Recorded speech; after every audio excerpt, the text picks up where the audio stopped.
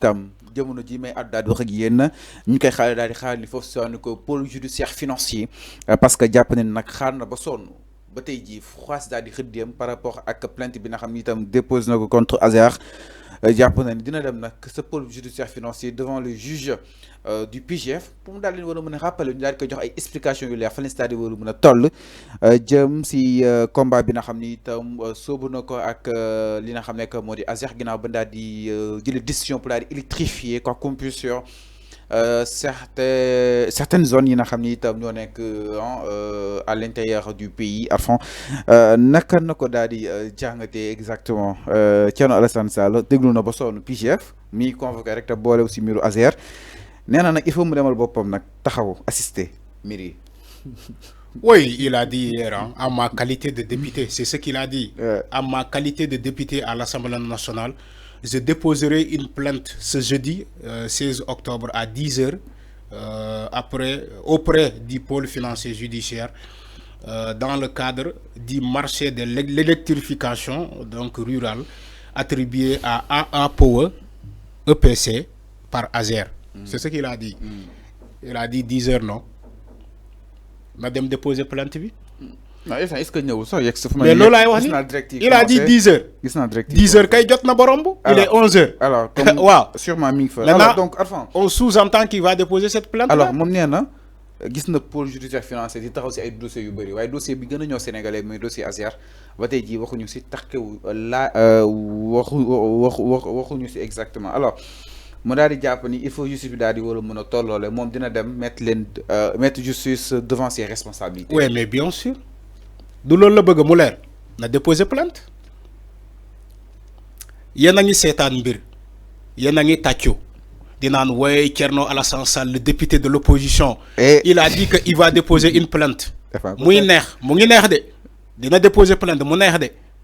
la tournure de l'événement foofu lañ leen di xaaree. Gis nga affaire bi bu jëlee plaque tournante ba ñu toppee Thierno Alassane Sall diffusion de fausses nouvelles ba ñu yóbbu ko kaso bu leen nekk nii dañ ko dañ ko jaay doole parce que c'est lui le dépositaire de la plainte. Mais c'est quoi le rapport? maa ngi artu parce que quand il dépose une plainte pour tuumal nit ni que dafa luubal affaire bi day egg ci justice ñoom ñëpp dañuy dem taxaw devant la barre. Thierno qui a déposé la plainte affaire yi mu ngi doog a neex nag Thierno dem na déposer plainte ñoom ñëpp dañuy dem ci kanam attekaay bi ñëpp que ça soit Azer que ça soit Thierno dañuy dem taxaw ci kanam attekaay bi ku nekk mu leeral Thierno mooy accusé dina andi ay preuves yu wane ni que ñii moom Thierno lu mu leen accusé ci ay comment dire ay malversation ay tout ça dina andi ay preuves yu wane ne que effectivement Azer dafa nekkoon ci mécanisme boobu de malversation maintenant waa Azer dañuy ñëw tamit taxaw comme défense ni naan ñoom defuñu voici les preuves affaire yi foofu la gën a neexee nag ci opposition boobu ñaari côté yi justice au final day sanctionné xaw ma kan la ñuy sanctionné maa ngi wax fii ci plateau bi. Sénégalais yi Thierno kenn sexalu ko lem yàgg na menacé Azer yàgg na menacé di porter plainte tey dem na déposer cette plainte là devant tous les Sénégalais aux yeux de tous les Sénégalais mu leer mu neex opposition bi di bàkku di naan voilà Thierno nii la maintenant bu fekkee affaire bi dem na ba jël beneen tournure ba ñu condamné Thierno pour diffusion de fausses nouvelles sosalaate ngeen accepter ni que c'est lui qui a commencé le jeu il faut que Sénégalais yi xam ni que c'est Thierno qui a commencé le jeu. En fait Arfan ñu waxtaan Arfan ni yàlla s'il te plaît ñu waxtaanu xel Thierno Alassane Sall c'est un opposant. Bien sûr. Thierno Alassane Sall c'est un député. Bien sûr. En sa qualité de député tey moo ko permettre mu mën a saisir li nga xam ne que moo di. Mais c'est ce que j'ai lu. Non attends xam nga continuer. C'est ce que j'ai lu. moo ko mën a permettre mu saisir. du loolu laa lire fii léegi. moo mën a permettre mu saisir li nga xam mais loolu laa lire fii léegi. ma continuer en ma qualité de député. waaw ma continuer vas-y. Attends gis na ni que ni quoi qu'on puisse dire mbiru Azer depuis des années wala kon di régime bi ñëw ba tey dafa jël tournure parce que Ousmane Sonko tontu woon na foofu si wàllu jëm ñaajo motul sa année xëcc ki nga xam ne que moo di Jean Michel ne ko dafa set donc Arfan est-ce que jàppoon ni sa analyse yow da nga ko waroon viser jëm ni ñu leeral par rapport mais ñun ñëpp d'accord nañu mu leeral nga xam ni itam def na ko si ñaata yoon lay taxaw fii di naan affaire yi dafa war a leer Arfan nga bàyyi débat boobu noonu mais léegi di anticiper lu ñëwagul c'est-à-dire débat bi instant bii nii mooy aboutissement plainte bu ki nga xam nekk moo di Thierno Alassane mais su la dégloo da ngay ñëwaat si contre plainte ni division de fausses nouvelles déjà mais il faut accentuer exactement dama ne toutefois dama ne toutefois dama ne toutefois de quand même neutralité parce que là tu n'es pas le gouvernement jàppale woo leen non c'est pas le gouvernement je parle en matière de justice parce que avant lu ñu wax da ngay bëgg a pencher je parle opposition bi den attaqué non non le débat actuel sénégalais yi may seetaan le débat actuel dégguñu benn yoon ma attaqué opposition dama ne toutefois dossier bi bu jëlee beneen tournure laa wax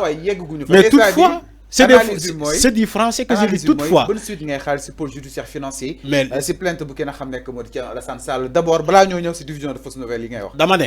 dama ne Thierno du dem na déposer plainte Fallou il faut que tant que dégluwuma non tant que dégluwuma doo comprendre li may wax bi jib na léegi bonne suite ngay xaar merci beaucoup judiciaire financier merci beaucoup pour la plainte question bi c'est ce que j'ai dit dama ne à l'entame de mes propos à l'entame de mes propos Fallou je parle pour tous les Sénégalais dama ne à l'entame de mon propos dama ne plainte Thierno nee ne dina déposer plainte à 10 heures te ce qui donnera l'occasion pour ñu leeral ci dossier bi c'est ce que j'ai dit te man d'accord naa ci plainte bi du nee ne dafa bëgg lu leer Thierno yàgg na fi wax ci dossier boobu mais ñu leeral yëf yi je réitère la question comme tous les Sénégalais ok léegi c'est clair pour ñu leeral affaire yi ñu leeral ko parce que Thierno moo ne leeragul ba mu jaral ko mu dem déposer ji plainte c'est Thierno qui l'a dit Thierno Alassane Sall mais Thierno su ko jaralee mu dem déposer une plainte mais pour que yëf yi leer ci boppam parce que nee na ba léegi leerul ci boppam mais loolu wax naa ko fi Sénégalais yëpp dañoo bëgg affaire Azer boobu mu leer nañ comme ça Thierno mu déchargé wu ci poids boobu parce que dañoo gis Thierno depuis boobu ba léegi mu ngi wax Azer même ñi bu ñuy débattre leneen Thierno Alassane Sall moom toujours mu ngi ci Azer moo tax ma ne ko comme tu as déposé une plainte ça va maintenant nous aider yow waa Azer ak ñun sénégalais yi dinañu permettre ñu xam fu dëgg bi féetee parce que ñun sénégalais yi bëgg nañu xam quand même ce qui s'est passé ci affaire Azer boobu Jean-Michel Sène a expliqué Ousmane Sonko a expliqué le gouvernement a tenté d'expliquer l'affaire Azer mais Thierno nee ne amul nee ne moom ba léegi déggewu ko ci nopp boobu moo tax mu dem déposer ji plainte sénégalais yi ne ko d'accord baax na foofu laa njëkkee wax ma ne léegi comme Thierno dem na déposer plainte toutes les deux parties dañuy dem taxaw ci kanam ak attekaay bi pour défendre seen bopp avocat waa Azer dañuy ñëw ak waa Azer Thierno Alassane Sall day ñëw ak ay avocat am parce que moom moo déposé plainte bi ñu leeral devant la barre moo tax ma wax ci tournure parce que tournure il faut nga xam ni ci dossier boobu pour mu leer il faut que ñuy am dëgg ñuy am tort justice taxaw penché ne diw yow yaa am dëgg pour les preuves qui ont été fournies wala diw yow yaa tooñ parce que pour manque de preuve wala insuffisance de preuve yow yaa tooñ léegi bu nee diw yow yaa tooñ yow yaa am dëgg mais forcément justice day sanctionner loolu muy tournure dossier bi foofu laa bëgg a expliquer mais tu veux pas comprendre li may wax man pensé wu ma fenn je suis comme tout Sénégalais dossier Azer bi il faut que mu leer affaire Azer bi il faut que mu leer comme Thierno nee na leerul mais leeraay boobu il faut que justice atte jox kii dëgg jox kii tort léegi ku ñu jox tort duñ ko sanctionner. non je pose la question duñ ko sanctionner. xanaa kooku dem porter plainte. déedéet. contre lui déedéet dañ koy déedéet. su ko neexee bañ a porter mais il les a accusés du porter plainte de. non nekkul diffamation il les a accusés. Fallou dama lire les écrits de Thierno.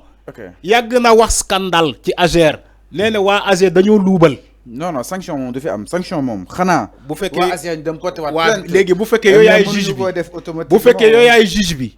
bay taxaw di naan sanction du fi am. non yow yaa ko wax c'est que yow da ngay wax ba pare nga fàtte yow da ngay wax ba pare nga fàtte say wax. merci man de baal naa la ko de. alors mi ngi noonu exactement par rapport ak mbiru ki nga xam ne que moo di justement da ngay wax ba pare fàtte Alassane Sall si kanamu yoon ak wàllu yoonal donc nag mi ngi noonu mi ngi si buntu li nga xam ne que moo di pôle judiciaire financier pour daal déposer exactement sa plainte alors nañ daal di ñëw si beneen ponk sans plus tarder exactement si mbiru Akhenaton la ñuy daal di wax donc nag ki nga xam ne que moo di Akhenaton